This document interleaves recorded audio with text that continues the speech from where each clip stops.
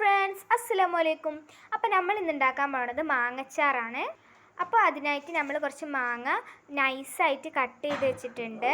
ഇതാ ഈ ഒരു ഗ്രേപ്പർ വെച്ചിട്ടാണ് നമ്മൾ മാങ്ങ ഇങ്ങനെ നൈസായിട്ട് കട്ട് ചെയ്തിട്ടുള്ളത്. ഇതേപോലെ കുറച്ച് ഉപ്പിലിട്ട മാങ്ങയും കൂടെ എടുക്കുന്നുണ്ട് കേട്ടോ. അപ്പോൾ രാത്രി ആയതുകൊണ്ട് തന്നെ ലൈറ്റിന് ചെറിയ പ്രശ്നം ഉണ്ടാവും, അപ്പോൾ ക്ഷമിക്കണം.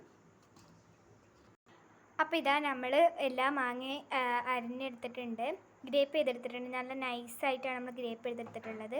അപ്പോൾ ഇതെല്ലാവരും വീട്ടിൽ ട്രൈ ചെയ്ത് നോക്കുക. ശരിയായാലും ശരിയായില്ലെങ്കിലും ട്രൈ ചെയ്ത് നോക്കുക. അപ്പോൾ നമ്മൾ എടുത്തിട്ടുള്ളത് ചെനച്ച മാങ്ങയാണ് കേട്ടോ. നല്ല പൗത്തതല്ല, എന്നാൽ പച്ചയല്ല, കുറച്ച് മധുരമായിട്ടൊക്കെ ഉള്ള, എന്നാൽ നല്ല പൗക്കാനും പാടില്ല, അങ്ങനത്തെ മാങ്ങയാണ് നമ്മൾ എടുത്തിട്ടുള്ളത്. അപ്പോൾ ഇതാ നമ്മൾ അതിനായിട്ട് ആദ്യം വേണ്ടത് മുളക് പൊടിയാണ് കേട്ടോ. മുളക് പൊടി ഏകദേശം ഒരു സ്പൂണ് 1.5 സ്പൂണൊക്കെയാണ് ഞാൻ എടുക്കണേ. 2 സ്പൂൺ ഞാൻ എടുത്തിട്ടുണ്ട്. പിന്നെ നമുക്ക് ഉപ്പാണ് വേണ്ടത്, ഏകദേശം 1.5 ടേബിൾ സ്പൂൺ വേണം. ഇനി ഇത് നന്നായിട്ട് മിക്സ് ചെയ്ത് കൊടുക്കാം. അപ്പോൾ ഇതാ നമ്മൾ തികയായിട്ട് കുറച്ചും കൂടെ മുളക് പൊടി ഉപ്പ് ഇട്ടിട്ടുണ്ട്, കാരണം ഇത് അത്യാവശ്യം മാങ്ങ ഉണ്ട് കേട്ടോ. നിങ്ങളെ മാങ്ങക്കനുസരിച്ച് നിങ്ങൾ ഇട്ട് കൊടുക്കുക. അപ്പോൾ ഇതാ നമ്മൾ നന്നായിട്ട് മിക്സ് ചെയ്ത് കൊടുത്തിട്ടുണ്ട്.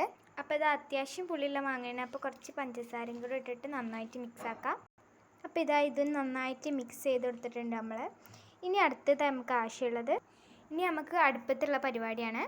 ഇത് കുറച്ച് നേരം ഇവിടെ റെസ്റ്റ് ചെയ്യാൻ വെക്കാം. അപ്പോൾ ഇത് എണ്ണേൻ്റെ പോണതിന് മുന്നേ ഇതേപോലെ കുറച്ച് ഉണങ്ങിയ ചില്ലി ഫ്ലെക്സ് നമുക്ക് ഉണ്ടാക്കണം. അപ്പോൾ നമ്മൾ വറ്റൽമുളക് എടുത്തിട്ട് അടിക്കണം കേട്ടോ, അടിച്ചെടുക്കാം. അപ്പോൾ ഇതാ നമ്മൾ നന്നായിട്ട് ചില്ലി ഫ്ലെക്സ് ആക്കി എടുത്തിട്ടുണ്ട്. അപ്പോൾ ഇതാ നമുക്ക് തീ കത്തിക്കാം. അപ്പോൾ ഇതാ നമ്മൾ തീ കത്തിച്ചിട്ടുണ്ട്. ഇനി നമുക്ക് ഇതിലോട്ട് എണ്ണ ഒഴിച്ചെടുക്കണം.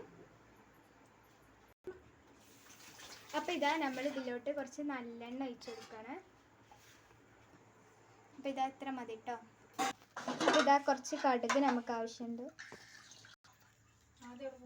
അപ്പോൾ ഇതാ നമ്മൾ കുറച്ച് കടുക് ഇട്ട് കൊടുക്കുന്നുണ്ട്.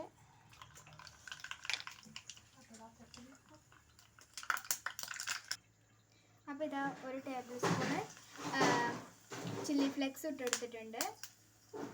അപ്പോൾ ഫ്ലെയിം ഓഫാക്കി നമ്മളിത് നേരെ നമ്മൾ അച്ചാറിലോട്ട് ഒഴിക്കും. അപ്പോൾ ഇത് നമ്മൾ അച്ചാറിലോട്ട് ഒഴിച്ചെടുക്കണം. അപ്പോൾ ഇതാ നമുക്ക് നന്നായിട്ട് മിക്സ് ആക്കാം. അപ്പോൾ ഇതാ കുറച്ച് സുർക്കയും കൂടെ ഒഴിച്ചു കൊടുക്കാം.